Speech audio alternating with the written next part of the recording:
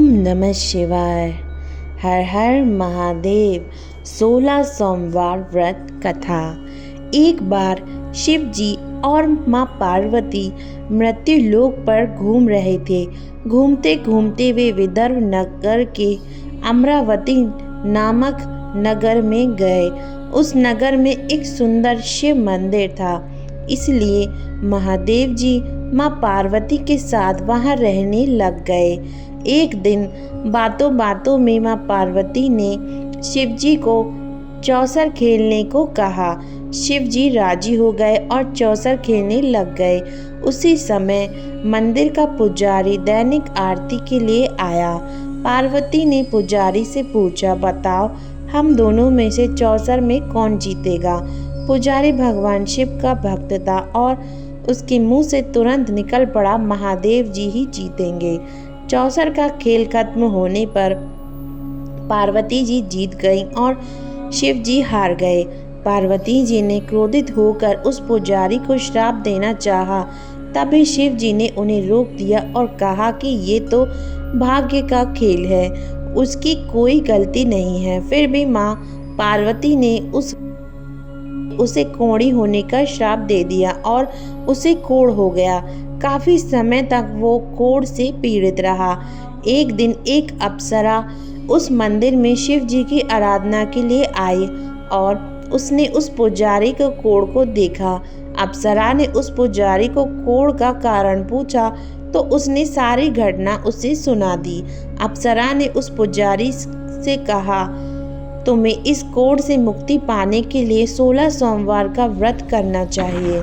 उस पुजारी ने व्रत करने की विधि पूछी। अप्सरा ने बतलाया, सोमवार के दिन नहा धोकर साफ कपड़े पहन लेना और आधा किलो आटे से पंजरी बना देना। उस पंजरी के 3 भाग करना। प्रदोष काल में भगवान शिव की आराधना करना। इस पंजरी के 1/3 हिस्से को आरती में आने वाले लोगों को प्रसाद के रूप में देना। इस तरह 16 सोमवार तक यही विधि अपनाना। 17वें सोमवार को 1/4 गेहूं के आटे से चूरमा बना देना और शिव जी को अर्पित कर लोगों में बांट देना। इससे तुम्हारा कोढ़ दूर हो जाएगा। इस तरह 16 सोमवार व्रत करने से उसका कोढ़ दूर हो गया और वो खुशी खुशी रहने लगा। एक दिन शिव जी और पार्वती जी दोबारा उस मंदिर में लौटे और उस पुजारी को एकदम स्वस्थ देखा।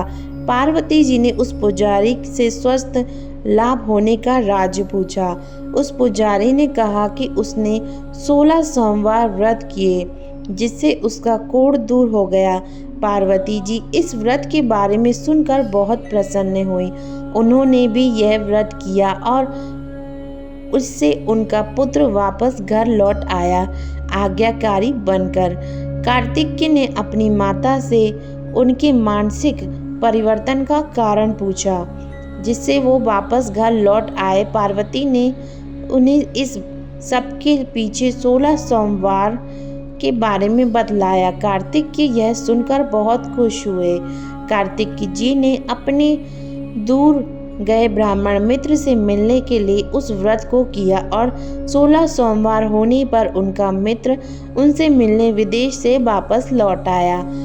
उनके मित्र ने इस राज का कारण पूछा तो कार्तिकेय जी ने 16 सोमवार व्रत की महिमा बतलाई। यह सुनकर उस ब्राह्मण मित्र ने फिर विवाह के लिए 16 सोमवार व्रत रखने का विचार किया। एक दिन राजा अपनी पुत्री की विवाह की तैयारी कर रहा था। कई राजकुमार राजा की पुत्री से विवाह करने के लिए आए। राजा ने एक शर्त रखी कि जिस भी व्यक्ति के गले में हथनी वरमाला डालेगी उसके साथ ही उसकी पुत्री का विवाह होगा। वो ब्राह्मण भी वही था और भाग्य से उस हथनी ने उस ब्राह्मण के गले में वरमाला डाल दी और शर्त के अनुसार राजा ने उस ब्राह्मण से अपनी पुत्री का विवाह कर दिया। एक दिन राजकुमारी ने ब्राह्मण से पूछा, आपने ऐसा क्या पुण्य किया जो हथनी ने दूसरे सभी राजकुमारों को छोड़कर आपके गले में वरमाला डाली। उसने कहा, प्रिय, मैंने अपने मित्र कार्तिकेय के कहने पर 16 सोमवार व्रत किए थे, उसी के परिणाम स्वरूप तुम लक्ष्मी जैसी दुल्हन मुझे मिली। राजकुमारी यह सुनकर बहुत प्रभावित हुई और उसने भी पुत्र प्राप्ति के लिए 16 सोमवार व्रत रखा। फलस्वरूप उसके एक सुंदर पुत्र का जन्म हुआ। और जब पुत्र बड़ा हुआ तो पुत्र ने पूछा, माँ, आपने ऐसा क्या किया जो आपको मेरे जैसा पुत्र मिला? उसने भी पुत्र को 16 सोमवार के व्रत की महिमा बतलाई। यह सुनकर उसने भी राजपाट की इच्छा के लिए व्रत रखा। उसी समय एक राजा अपनी पुत्री के विवाह के लिए वर तलाश कर रहा था, तो लोगों ने उस बालक को विवाह के लिए उचित बतलाया। राजा को इसकी सूचना मिलते ही उसने अपनी पुत्री का विवाह उस बालक के साथ कर दिया। कुछ सालों बाद जब राजा की मृत्यु हुई तो वो राजा बन गया, क्योंकि उस राजा के कोई पुत्र नहीं था। राजपाट मिलने के बाद भी वो सोमवार व्रत करता रहा। एक दिन 17वें सोमवार व्रत पर उसकी पत्नी को भी पूजा के लिए शिव मंदिर आने को कहा, लेकिन उसने खुद आने के बजाय दासी को भेज दिया।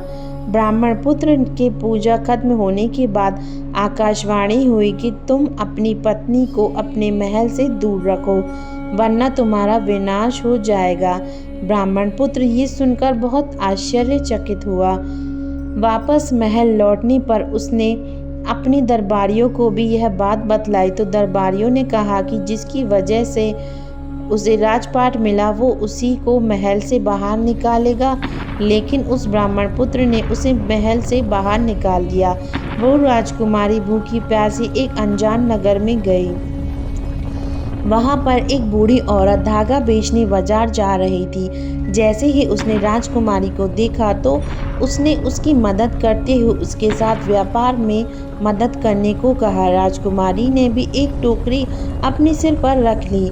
कुछ दूरी पर चलने के बाद एक तूफान आया और टोकरी उड़कर चली गई। अब वो बूढ़ी औरत रोने लग गई और उसने राजकुमारी को मनुष्य मानते हुए चले जाने को कहा।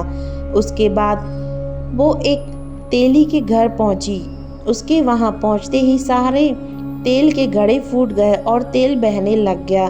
उस तेली ने भी उसे मनुष्य मानकर उसको वहां से भगा दिया। उसके बाद वो एक सुंदर तालाब के पास पहुंची और जैसे ही पानी पीने लगी उस पानी में कीड़े चलने लगे और सारा पानी धुंधला हो गया। अपने दुर्भाग्य को कोसते हुए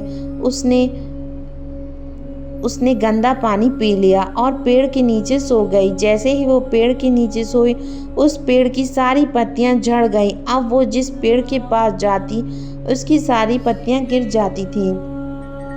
ऐसा देखकर वहां के लोग मंदिर के पुजारी के पास गए। उस पुजारी ने उस राजकुमारी का दर्द समझते हुए उससे कहा, बेटी, तुम मेरे परिवार के साथ रहो, मैं तुम्हें अपनी बेटी की तरह रखूंगा, तुम्हें मेरे आश्रम में कोई तकलीफ नहीं होगी।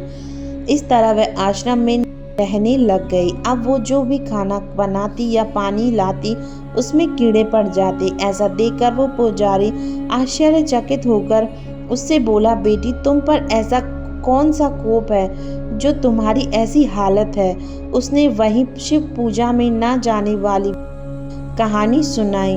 उस पुजारी ने शिव जी की आराधना की और उसको 16 सोमवार व्रत करने को कहा, जिससे उसे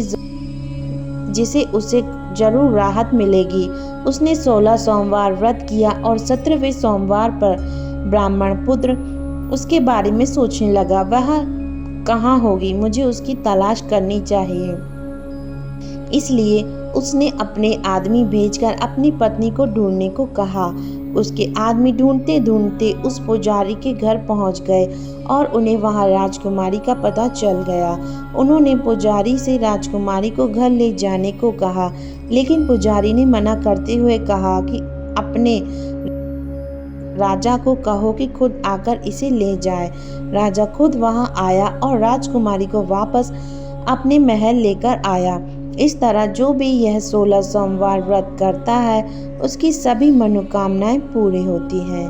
ओम नमः शिवाय। हर हर महादेव। धन्यवाद दोस्तों कथा सुनने के लिए। ये थी 16 सोमवार की व्रत कथा।